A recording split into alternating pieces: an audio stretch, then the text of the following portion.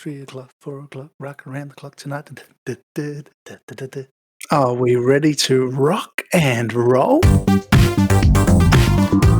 Hey everyone, you're listening to Nerds Out of Water with Michael Lobb and David Camus. Welcome to Nerds Out of Water.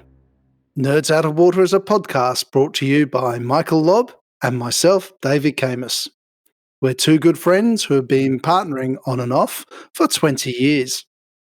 Michael runs TeamScale, providing trusted technology advice and solutions to companies having trouble scaling up, enabling those businesses to grow and keep their technologies on track.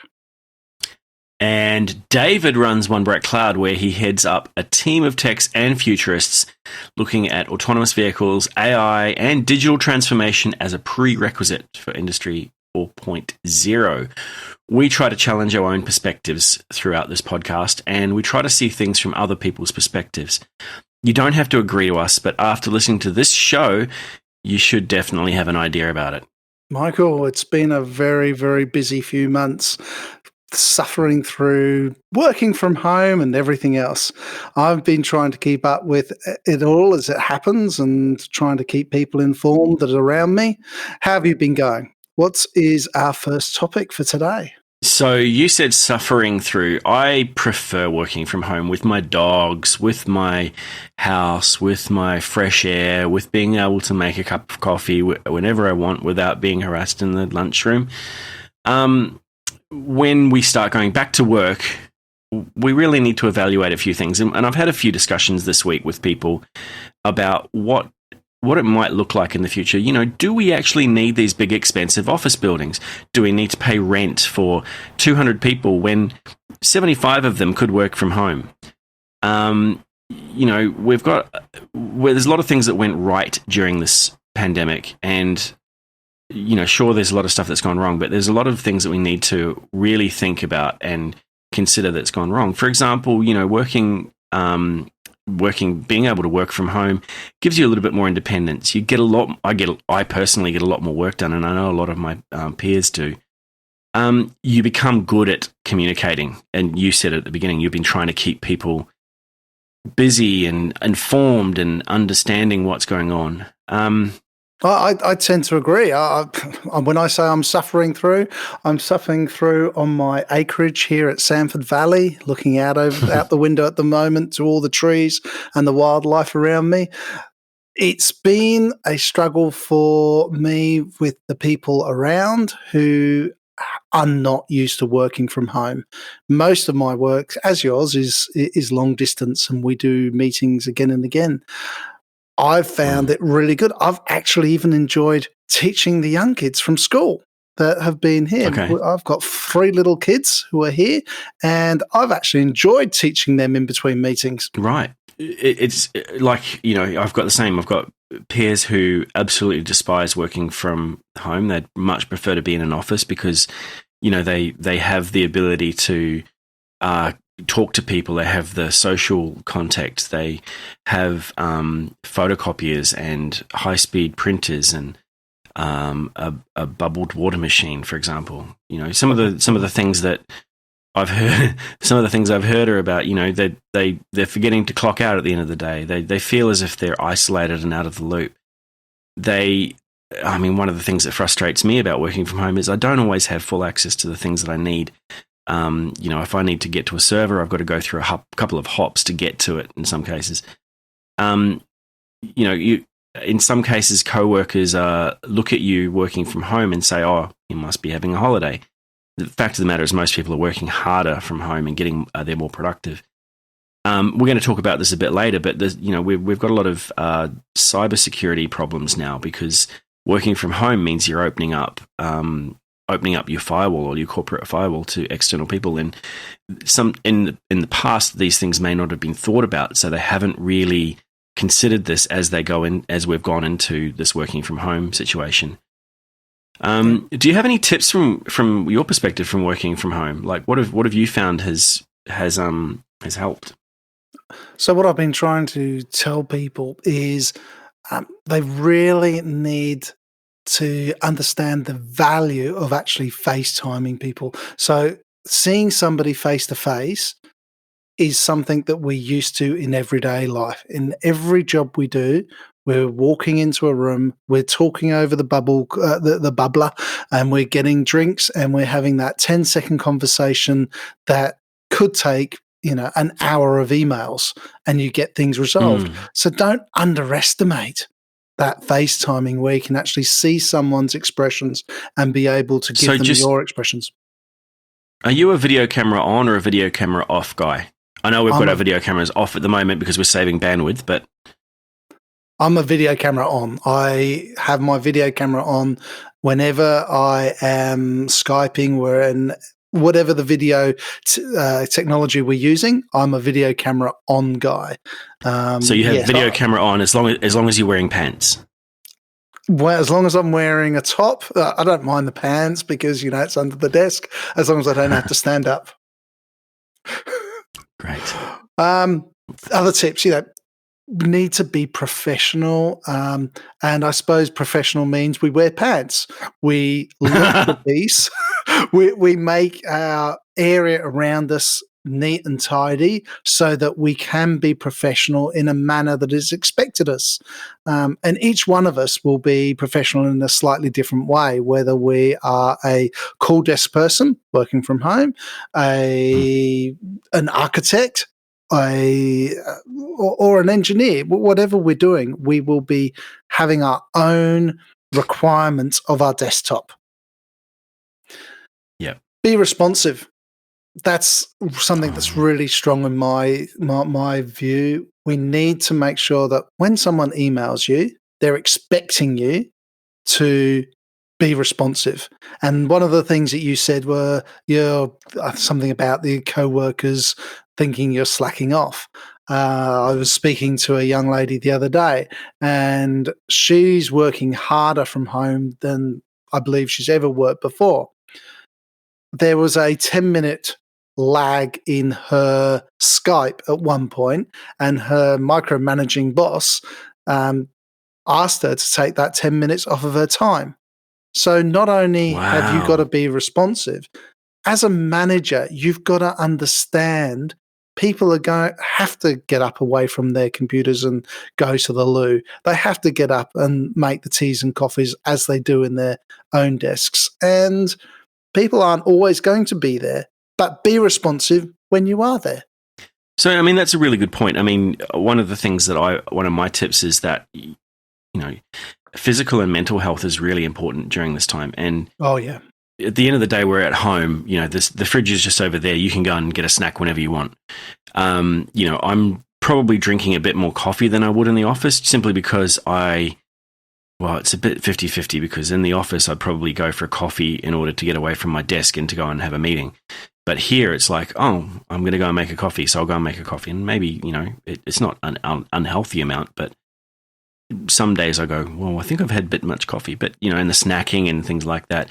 But also the mental health side of things, you need to give yourself a bit of space to be yourself. And when you're working from home, you're sharing your work environment with your personal environment. And that means that you have to create that clear separation between you at work and you at home. And if you don't do that, then that becomes that causes stress and causes problems within your family unit.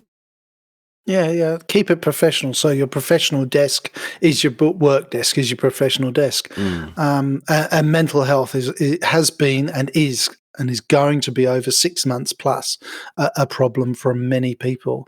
I was speaking to a gentleman the other day. His job is literally to go out and talk to people and talk to people and talk to people.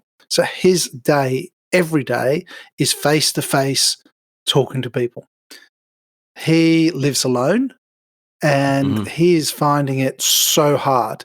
Even with the video Skyping and with phone calls, he's just finding it really hard mentally that his job isn't working out for him because he can't actually go out and see people. Yeah, Really feedback is really important for some people, isn't it? Where, if you're especially if you're in sales where you're doing really hands-on, work, or you're in a service industry where you're actually where that feedback, as in, thanks for that, gives you the idea that you've done a good job. You're not getting that anymore as much, or you're getting it in a different way. So therefore, it's really tough on those people who do have that constant face-to-face connection, and they get that they get their own feedback from that as well. If if that's causing problems, it's really difficult to get past that and to move on to a point where you can get feedback in other ways. Yes, well, this guy, he's a headhunter, and I didn't expect it from him, but yeah, it's very interesting. I work with their board to try and develop new strategies, as I'm doing with many boards at the moment, on how we're going to get them or their particular business out of this. Very interesting times. And what I've been telling people is turn the con of not having people around into a pro of looking at your business. Look inwards. Yeah. And if you are having any issues and you're struggling with it, don't be a stranger. Call out to a friend or a colleague, or call Beyond Blue on 1300-224636 and have a chat with somebody about it, because it is serious, and your mental health is important. Did you have any more tips? Because I kind of cut you off on that. When you're talking to your team, make sure that they know what is expected by you and what your expectations of them are. So have touch points with the team so that each of you aren't left behind or expecting something to appear when it doesn't. Yeah, I think setting expectations is really important, making sure that you know who and what is required, or who needs to provide what at what point in time, and setting timeframes as well. I mean, that's one thing we've learned over a long period of time is if you don't have a time frame for something, then it'll never get done. That's right. And that happens with every meeting I go to, let alone working from home. Knowing timeframes and knowing what is going to be delivered and when it's going to be delivered is paramount. And who's going to do it? Yeah, exactly. You need to, as you said earlier in this piece, we've got to use this opportunity as a way to look inward and build our businesses so that they are resilient to whatever's going to come next. Even if that is murder hornets, I don't care. But anyway, so hopefully in a year's time, the businesses that have survived, and I know that there's going to be a lot of businesses who don't survive, which is unfortunate, but hopefully those people learn from this situation and can move into something that actually, is more resilient, and because they've been through this and they know what to expect. I also hope that it doesn't cloud people's ability to innovate and be risk takers, because I'm worried that without the risk takers, we're not going to actually move forward. And right at this point in time, we need to take risks in order to understand what's going to work and what's not going to work. So, some of the innovative ways that people are doing their or pivoting their companies are actually quite creative and interesting for me. I'd have to say I fully agree. When I do a lot of work with the tourism and travel industry and on the number of boards there, and what I've been advising businesses who are restaurants, who are pubs, who are tourist industry operators is throw away what you've done to date from a pricing point of view.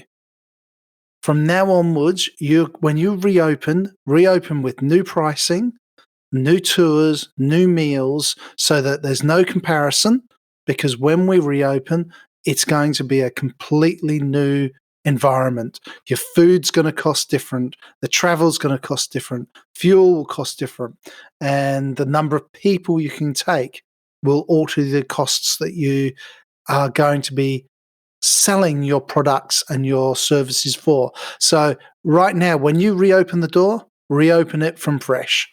And this is a statement I keep telling people. Yeah, it's going to be different. you can only fit a certain number of people into a restaurant now. So, that meal that used to cost you $12, the $12 palmy might now cost, $24 because they used to be able to fit 20 people in that room. But now it's a $12 it's a palmy with added bacon. Yeah. So you change it slightly so they can't. Yeah. It does sound nice, doesn't it? So change what you're selling slightly so there isn't a comparison.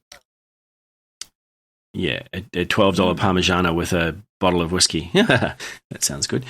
Anyway, let's move on. Better with Let's move on. You've got a few things. We mentioned cyber threats before, and I know you've got a bit to say on this.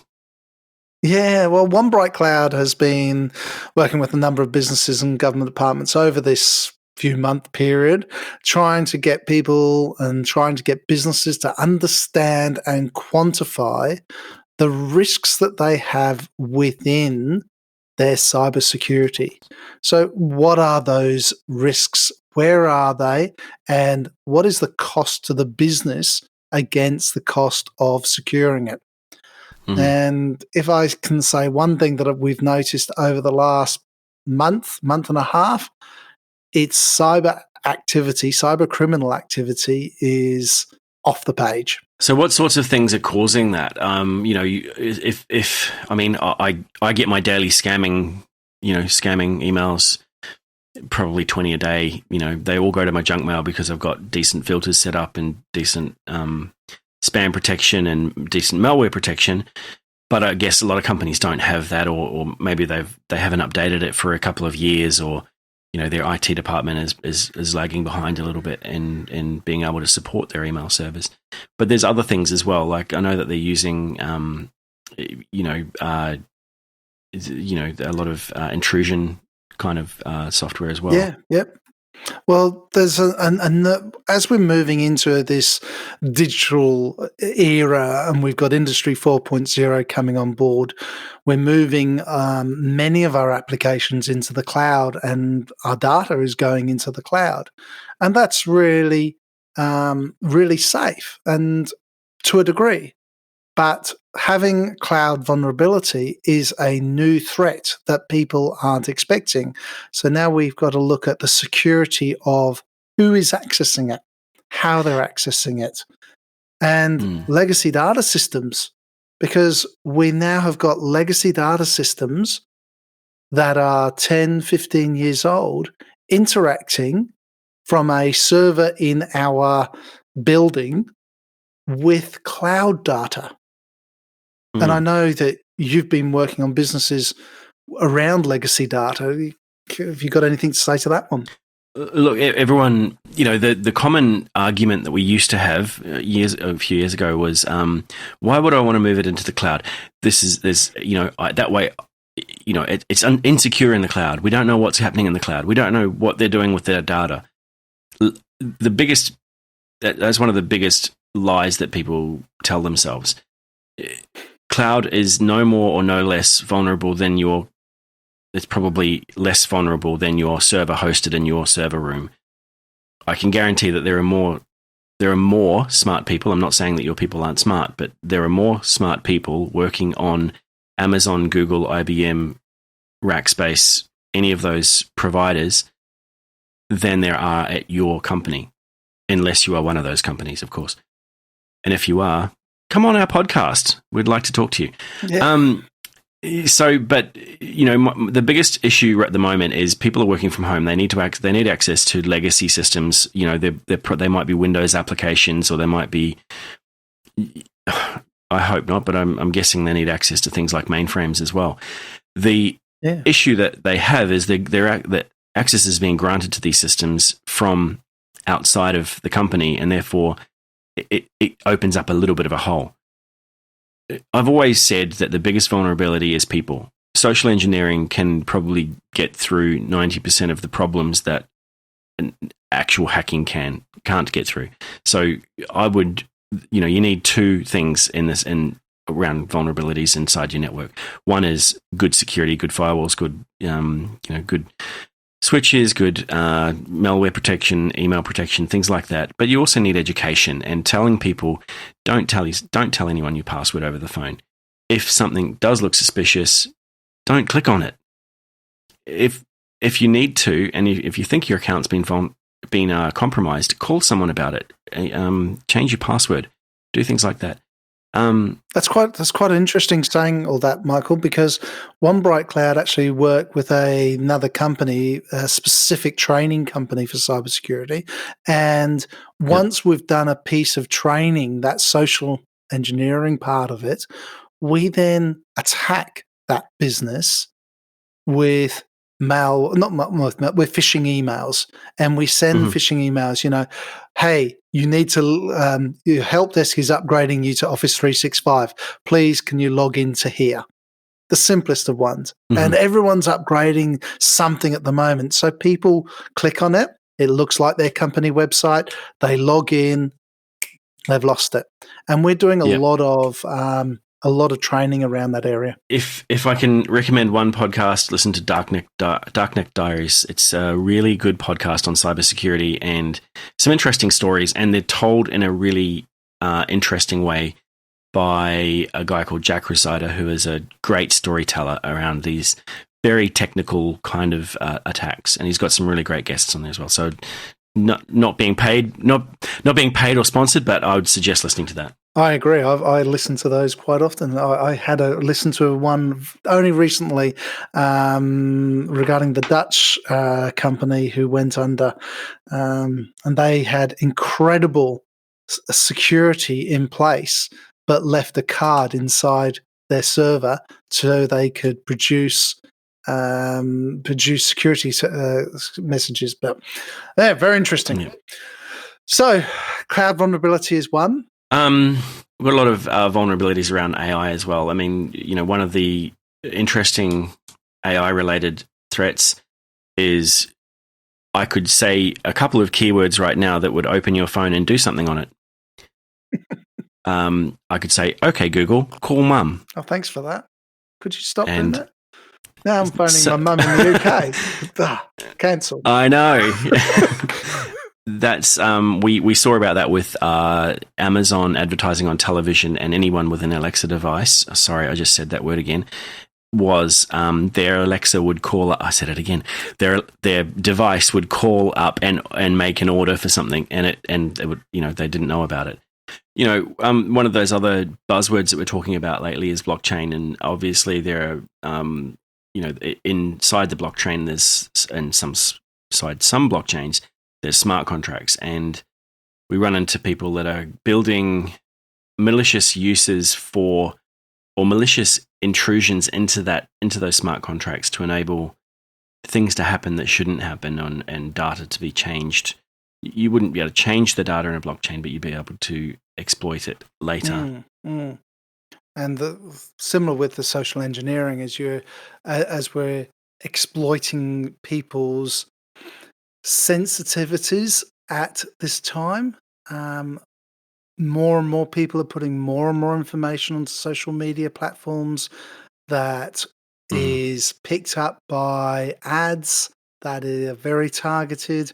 And one of your most favorite thing, clickbait, is getting worse and worse. And clickbait can just lead you down a very, very destructive path. I found a way to avoid clickbait. Tell us more. I browse the web with my eyes closed. Okay, that joke didn't hit home, did it? No anyway, in terms of social engineering attacks, obviously one of social attacks using people's information and what to exploit them. Deepfake's another one that's been coming out as well. So, where we can put people's faces on a fake video and, use that to encourage people to do things that they wouldn't normally otherwise do. We've all seen it with different comedians using deepfake to impersonate other people, which is actually quite funny. Has been used quite maliciously to impersonate people who might be scamming their grandmother out of money because they're stuck overseas and they use it as a video call. We've also seen not so much deepfake, but CGI versions of people in situations that have actually been promising as well. Where there was an incident a few years ago where they were using a CGI generated girl to lure predators into a situation where they could be arrested. Whoa.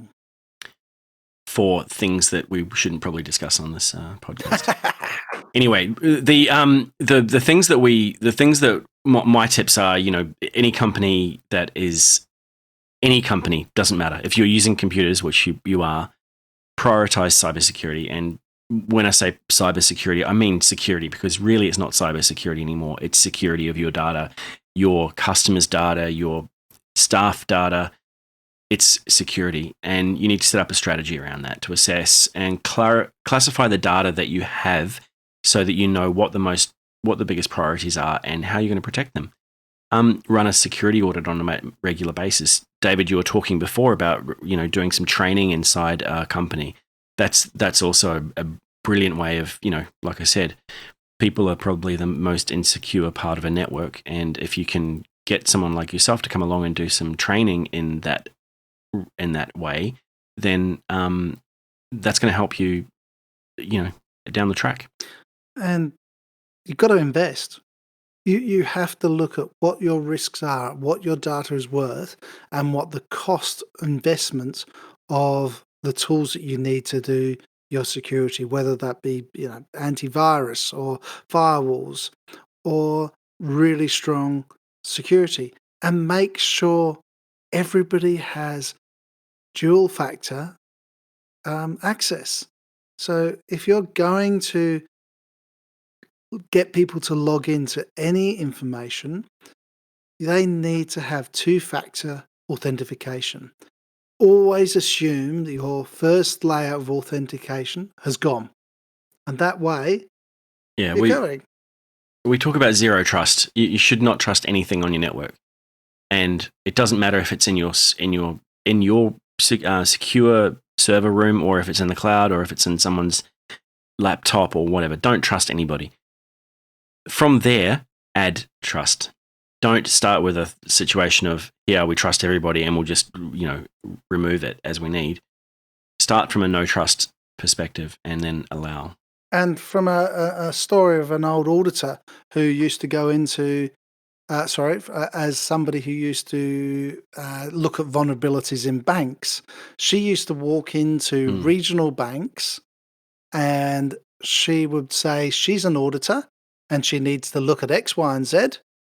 And she would always choose a time over lunch where the manager wouldn't be around, and people would just give her access. They would come in through the front door.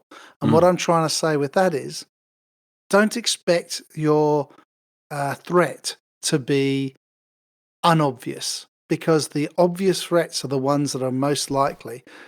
If you've got a card that has to be in to get to X, Y, and Z information, take it out and only put it in when it's required.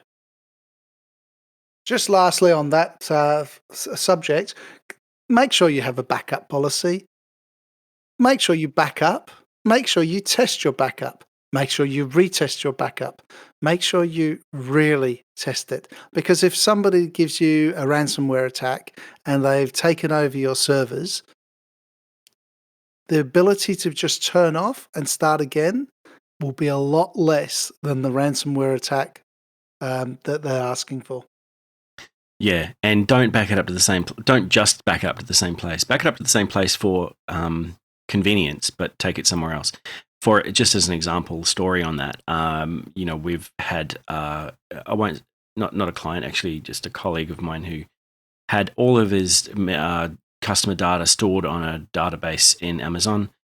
Backed it up to Amazon because that's what you do. It's an easy way to back it up. You just click a button and it does it. It stores that in a separate in a separate region. However, the hackers got into his Amazon account because he didn't have two-factor authentication. He used his root account for most things, and the password was the same as his Gmail account. they managed to get in there, remove it. They obviously exported his entire customer database. They'd removed the backups. They put a hackware thing on there to get him to pay, $2,000 in Bitcoin, and then he couldn't restore anything from backup because they had access to his Amazon account. So the best bet is to, maybe weekly or every now and then take a copy from Amazon and put it in, I don't know, on a USB drive somewhere, or back it up to an FTP server, or put it into into, I don't know, God forbid, open an Azure account and store it there. And look, something that, but primarily don't use your root account on Amazon, and don't make sure you got two-factor authentication, and make sure you use a unique password. 3 things, easy. And the fourth thing there is, if you want more advice on this, Michael and I, One Bright Cloud and TeamScale, we work together to deliver a really strong, safe cybersecurity analysis of your company. Get in touch. We'll love to talk to you in one way or another. Nice. And to end this podcast, I wanted to talk to you about pitching, because we do this every time we do a podcast. We say something at the beginning. I've just recently done my first ever pitch workshop, which has taught me about pitching. And I just wanted to know, David, what have you even given it any thought? I know before this I hadn't. So I did a bit of work on this 3 years ago, and I need to update my work. And back then I had to make sure I had a 3-second, a 30-second, and a 3-minute pitch. So that's the 3-second water cooler pitch, the 30-second lift pitch, and a 3-minute pitch over the desk to talk to people and explain to them what the hell One Bright Cloud does. Because what is my pitch at the moment? You say, I head up a team of techs and futurists looking at autonomous vehicles, AI, and digital transformation as a prerequisite to Industry 4. That is a very wide pitch. So, yeah, we play around with autonomous vehicles. We don't build. We don't sell, but we do routing. We look at how autonomous vehicles are going to change the world, and we talk to government agencies and everywhere that would look like they might want an autonomous vehicle. AI, we've done a lot of work with AI, and that along with the digital transformation. So we've got secure. We've got secure. And just to interrupt you, how many people stay awake this long?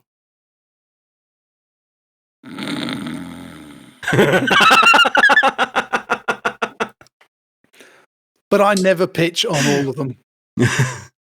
You're always pitching. I don't. It's one thing I learned. No. It's one thing I learned is learn your pitch, because you're always pitching. Yeah, that's true. And it's true. I go into conversations where they go, "So what do you do?" I work in IT.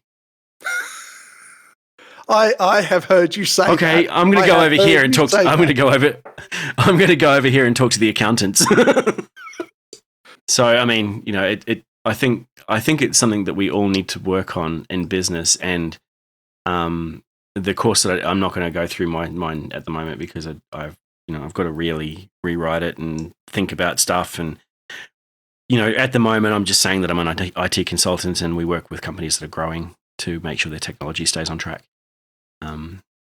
Which is similar to what you've got at the top, what we said at the beginning of this podcast. So, I think I guess what I'm trying to say here is, in companies like ours, especially in technology, you go to a networking event, and it's really hard to just go, "Oh yeah, I'm an IT."